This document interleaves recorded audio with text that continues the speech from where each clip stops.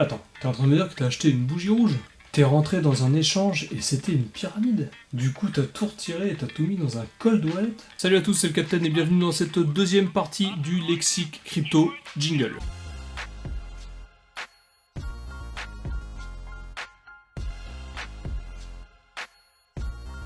Avant de commencer, je t'invite à t'abonner à la chaîne, à cliquer sur la cloche pour pas louper toutes les prochaines vidéos. Tu peux mettre aussi un pouce bleu à cette vidéo si jamais t'aimes bien ce que je fais. Moi ça m'aide à être référencé et toi ça te coûte rien, t'as juste à cliquer sur le pouce. Comme pour le premier épisode, je pense que t'es perdu encore une fois avec tout ce lexique crypto. T'as énormément de termes à connaître et sur cette vidéo je vais essayer de vulgariser au maximum une autre série de mots afin que tu puisses encore mieux comprendre de quoi on parle quand on parle crypto-monnaie. Avant de commencer, je tiens à te remercier parce qu'on a atteint les 1000 abonnés depuis la semaine dernière, c'est super cool. Je pensais vraiment pas atteindre aussi vite les 1000 abonnés. D'ailleurs en parlant de ça, je vais faire une vidéo FAQ pour les 1000 abonnés avec un concours. Si jamais tu as la moindre question à me poser, tu peux me la poser dans les commentaires. Si jamais tu veux que je parle d'une crypto-monnaie, si tu as envie de me poser des questions par rapport à moi, à ce que je fais dans la vie, à mon portfolio crypto, peu importe, tu peux me poser toutes les questions que tu veux dans les commentaires ou alors sur Instagram ou sur Telegram. Je vais aussi lancer un concours sur Instagram pour les 1000 abonnés, donc si tu veux y participer, tu peux cliquer sur mon lien Instagram ici ou alors dans la bannière et t'auras plus qu'à me suivre et comme ça tu verras lorsque je lancerai le concours. Le résultat du concours sortira en même temps que la FAQ, donc il n'y a pas de date limite pour le moment. Lorsque j'aurai assez de questions et que je pourrai compiler une vidéo entière, dans ce cas là je tirerai au sort un ou plusieurs gagnants, ça dépend du concours. En tout cas suis-moi sur Instagram et dès que le concours sera lancé, tu seras le premier au courant. Allez, du coup on est parti, je vais essayer de te vulgariser un maximum de mots en très peu de temps dans cette nouvelle vidéo. C'est parti. Allez, c'est parti. Une crypto-monnaie. Une crypto-monnaie, c'est une monnaie cryptée qui utilise la blockchain pour pouvoir être transférée entre un utilisateur et un autre utilisateur. Ça s'appelle une crypto-monnaie. Le FOMO, F-O-M-O, c'est Fear of Missing Out. En gros, c'est quand le cours d'une crypto monte, explose et que t'as peur de louper le train, du coup t'achètes et finalement c'était soit un bull trap ou soit de la spéculation pure, t'as pas checké les fondamentaux, t'as pas checké techniquement et du coup ça se ramasse, c'est le FOMO. Souvent ça arrive qu'il y ait beaucoup de gens qui achètent une crypto-monnaie, ça monte, il y en a encore plus de gens, ça fait une espèce d'émulation et c'est là où ça se ramasse puisque tout le monde va vendre au même moment et dans ce cas-là c'est là où tu perds de l'argent. Proof of work et proof of stake. Proof of work c'est quand tu alloues de la puissance de calcul ou de la puissance CPU pour pouvoir valider des transactions dans une blockchain. Ça s'appelle le proof of work. C'est le travail de ton GPU ou de ton CPU qui va valider la transaction et qui va réussir à donner une preuve de travail. C'est une preuve de travail, un proof of work. Proof of stake, c'est la même chose, mais c'est une preuve de staking. Tu alloues des crypto-monnaies, tu les stakes, et grâce à ce staking, tu valides des transactions dans la blockchain. Pour ces deux preuves de travail ou de staking, tu es rémunéré en la crypto-monnaie du réseau que tu es en train de valider si tu fais du proof of work, ou de la crypto-monnaie que tu es en train de valider si tu fais du proof of stake. Un ROI, R-O-I, Return on Investment,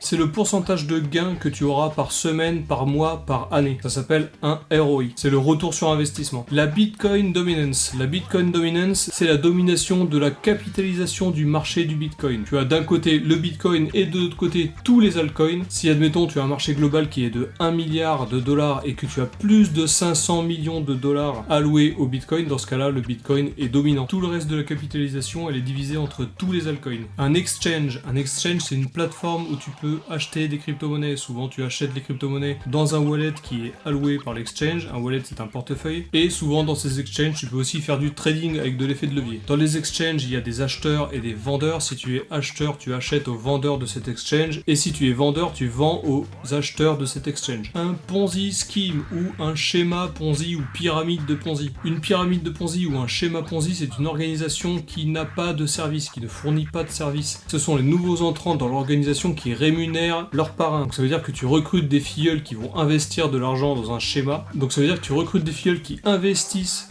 dans une organisation qui n'a pas de service et les fonds de tes filleuls vont rémunérer les parrains. Ça s'appelle un schéma Ponzi ou une pyramide de Ponzi. Et lorsqu'il n'y a plus de filleuls, plus personne ne peut être rémunéré et du coup la pyramide elle s'effondre. Une ICO, c'est une Initial Coin Offering. C'est une levée de fonds pour un nouveau projet crypto. Ça s'appelle une ICO. Souvent, il y a une plateforme qui est créée par la société qui lance cette ICO. Dans cette plateforme, tu as un wallet dans lequel tu peux acheter des tokens ou des coins en avant-première. Et lorsque l'investissement global atteint un certain montant, dans ce cas-là, le projet démarre. C'est une levée de fonds comme du crowdfunding, financement participatif. Alors pour chaque ICO, tu as un projet. Dans le projet, tu as un livre blanc, un white paper. Je te rappelle que dans la première vidéo lexique, je t'explique ce que c'est qu'un white paper. C'est la bible du projet de la crypto-monnaie en question. Si jamais tu participes à une SEO, je te recommande vivement de lire ce livre blanc pour savoir de quoi ça parle et pour savoir quel problème sera résolu par le lancement de ce projet. Un ATH ou un ATL. Un ATH, c'est un all-time high. C'est le prix le plus haut qui a été atteint par une crypto-monnaie. Ça s'appelle un ATH. Et un ATL, all-time low,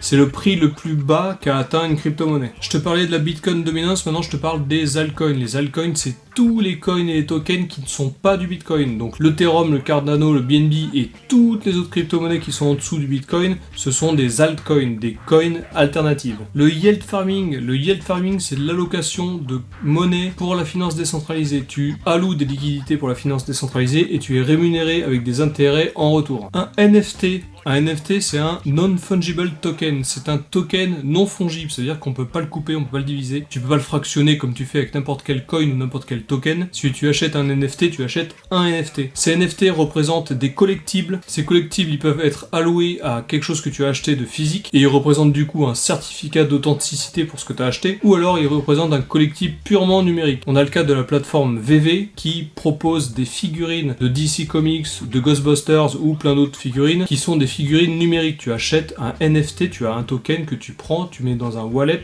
et il représente ta figurine. Le JOMO, c'est le Joy of Missing Out, c'est l'inverse du FOMO en fait. Le FOMO, j'en ai parlé plus tôt dans cette vidéo, c'est quand t'as une euphorie acheteuse et que tu achètes au même moment, ça s'appelle du FOMO, et du coup ça dégringole pile quand t'as acheté. Le JOMO, c'est l'inverse, c'est quand t'as une euphorie acheteuse et que tu n'achètes pas parce que tu sais qu'il faut acheter une bougie rouge et pas une bougie verte, du coup tu attends que ça dégringole pour acheter la bougie rouge. Ça s'appelle le JOMO. Une bougie justement, qu'est-ce que c'est qu'une bougie? Une bougie, c'est un chandelier japonais. Une bougie, elle peut être verte ou rouge et elle représente le bilan d'une unité de temps que tu as dans le trading. Ça peut être une unité de temps, 1 heure, 4 heures, une journée, une semaine, un mois, et à chaque fois c'est représenté par une bougie. Si elle monte, elle est verte, si elle descend, elle est rouge. Elle est représentée par un rectangle comme ça et 2 mèches au bout. La première mèche, celle du haut, c'est le prix maximum qu'a atteint l'actif que tu suis pendant cette unité de temps. La mèche du bas, c'est le plus bas qu'elle a atteint pendant cette unité de temps. Et le haut et le bas du rectangle, c'est le prix d'entrée ou le prix de sortie en haut et le prix d'entrée et le prix de sortie en bas. Si la bougie est verte, le prix d'entrée est en bas et le prix de sortie en haut. Si la bougie est rouge, le prix d'entrée est en haut et le prix de sortie en bas. Voilà, ce deuxième épisode lexique crypto est terminé. J'espère qu'il t'a plu. Si tu as la moindre question, tu me les poses dans les commentaires, je me ferai une joie d'y répondre. Je te rappelle que pour les 1000 abonnés, je vais faire une FAQ, donc tu peux aussi me poser des questions dans les commentaires, tu me poses n'importe quelle question. Je te mets également mon Instagram dans la description, parce que je vais faire un concours, et pour pouvoir être éligible au concours, il va falloir que tu suives mon Instagram, et je posterai les détails du concours sur mon Instagram directement. Je te remercie beaucoup encore une fois pour t'être abonné à ma chaîne, et on est arrivé aux 1000 abonnés, c'est super cool.